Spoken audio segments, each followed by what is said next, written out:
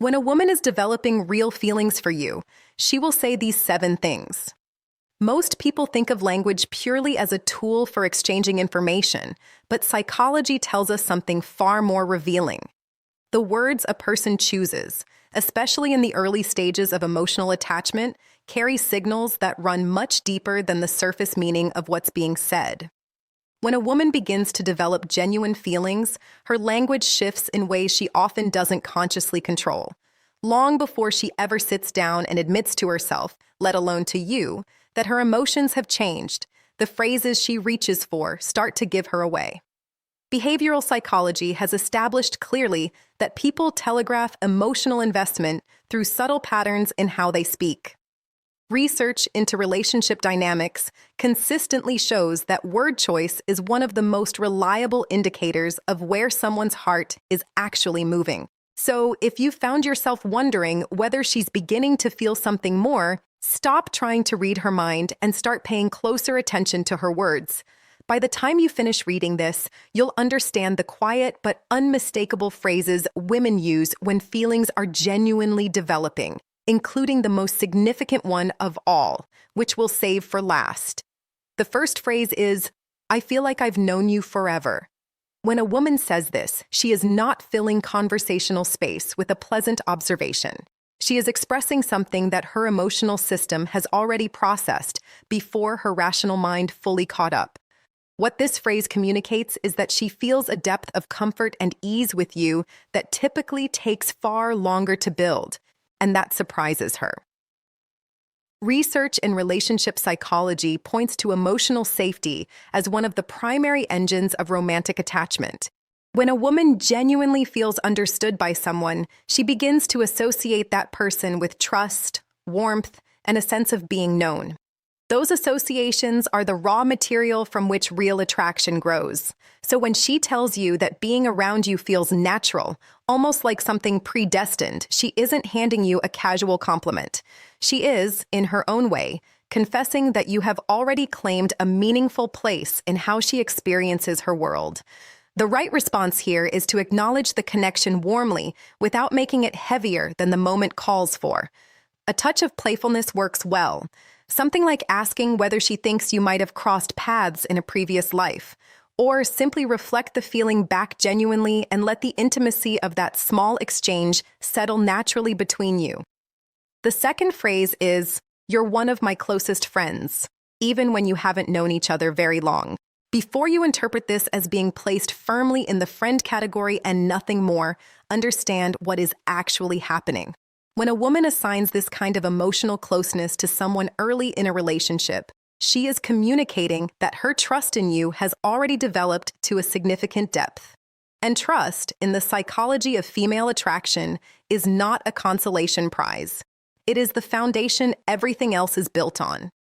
Women tend to require emotional security before physical or romantic attraction fully takes root. If she is opening up to you about things she keeps private from most people, sharing her vulnerabilities, or coming to you with what actually occupies her mind, she is making an emotional investment in you. That is not the behavior of someone who sees you as irrelevant. Rather than reacting with disappointment, respond with confidence and ease. Something along the lines of acknowledging that you value the connection and that in your experience, the most meaningful relationships tend to grow from exactly this kind of genuine foundation.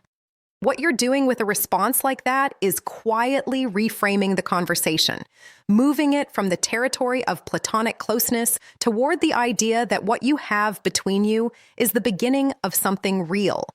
The third phrase is, "You're so different from other guys I've met." This one matters more than it might initially seem. Women are continuously, if often unconsciously, assessing the men in their lives. Not harshly, but as a natural part of deciding where to direct their emotional energy. When she begins comparing you favorably to other men and finding them lacking by comparison, she is telling you that you have registered as high value in her internal ranking system. Psychologists describe a phenomenon called selective perception, where developing emotional attachment causes a person to begin filtering their experience of the world through a lens shaped by that attachment. Once she sees you as someone distinct, her mind will keep reinforcing that distinction. If she mentions that you actually listen, that you seem genuinely different in some way she's still figuring out, the best response is not a modest deflection. Receive it with ease, add a touch of lightness, tell her you'll take that as something good, and then turn it back to her. Ask her what specifically she thinks sets you apart. The reason this works is that once she starts putting words to why she's drawn to you, she is actively reinforcing her own feelings. She's not just telling you, she's telling herself. The fourth phrase is, I feel like I can be myself around you. Do not let the simplicity of this statement cause you to underestimate it. When a woman tells you she can be her real self in your presence, she is revealing that her guard has come down in a way that doesn't happen easily or often.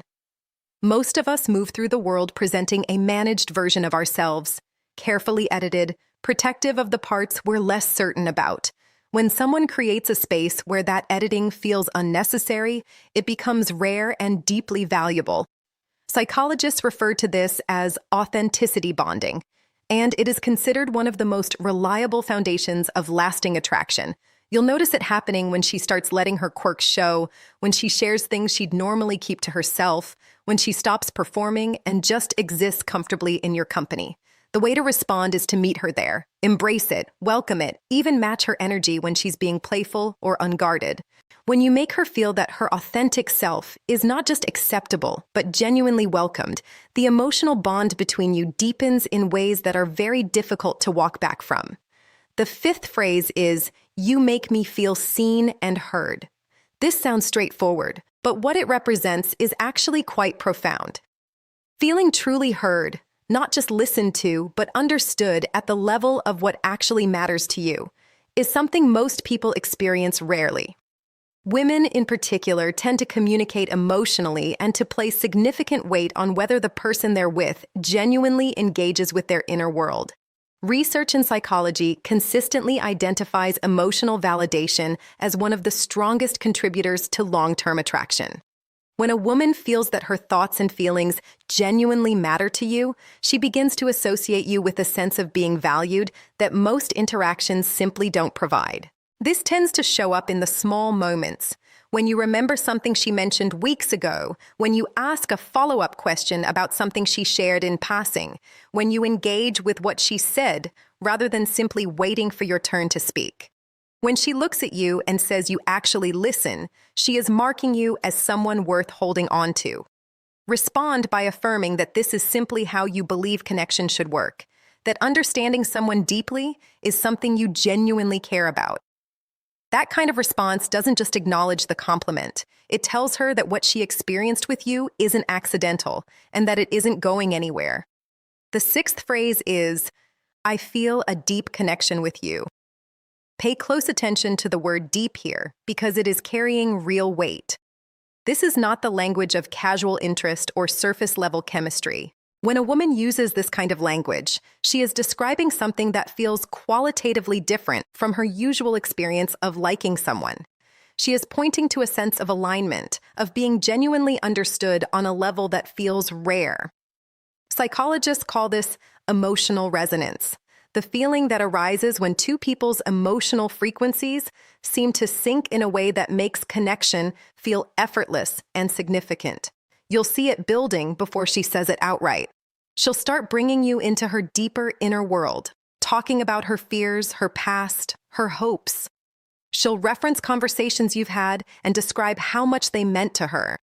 She'll start looking to you as a source of emotional fulfillment rather than just company. When she finally says it, don't minimize the moment. Reflect it back to her honestly. Acknowledge that what you have together feels genuinely uncommon and that you value it. That kind of response makes her feel safe in what she's feeling, which is exactly the condition under which feelings continue to grow. The seventh phrase is, I can talk to you about anything. While this carries some similarity to the previous point, it is actually pointing to something distinct. Feeling a deep connection is about emotional resonance, that sense of being truly aligned with someone. Being able to talk about anything is about emotional compatibility. the kind of day-to-day ease that sustains a relationship over time rather than just igniting it. Think honestly about how rare it is to have someone in your life you can approach with the full range of what's on your mind. The serious and the trivial, the vulnerable and the ridiculous, without any anxiety about being judged or misunderstood. When she identifies you as that person, she is telling you that you have become her safe space. The signs will show up in small ways. A random text about something completely unrelated to anything you've discussed before, asking your opinion on something that matters to her, sharing a personal struggle without hesitation. All of it points to the same thing. She feels emotionally nourished by her conversations with you. Respond by welcoming it fully. Let her know that the wide-ranging nature of what she shares with you is exactly what you value about talking to her, and that openness is something you think all meaningful connections need.